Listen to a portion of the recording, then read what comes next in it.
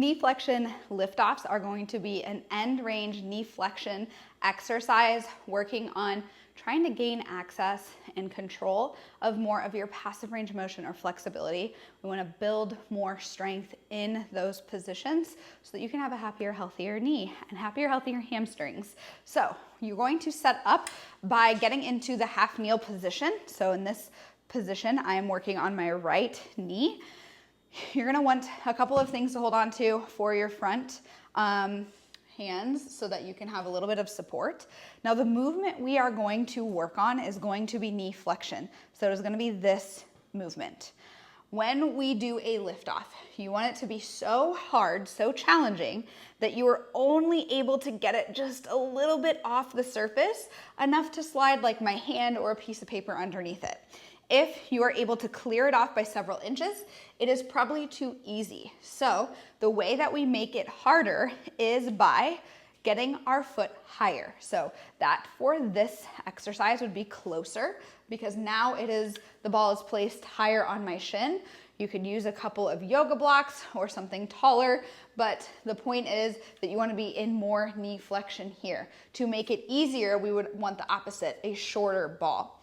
Again, we want the exercise to be very challenging so that you can only get it off about an inch or a fraction of an inch. Now, the common compensations to look out for, because when we do this, the goal is to train knee flexion, not anything else. The number one is going to be arching your back and getting into a ton of spine extension. You can either start in a little bit of extension and stay there or really stack your pelvis. If you are wanting to work on this as a means to stretch some of your quads, then we want to stack your ribcage and pelvis on top of each other and then go into your liftoffs like so.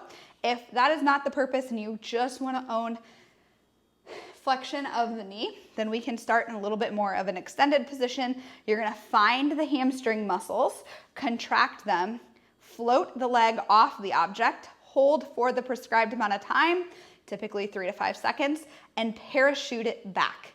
These key things about floating it up and parachuting it back are really important for optimizing control.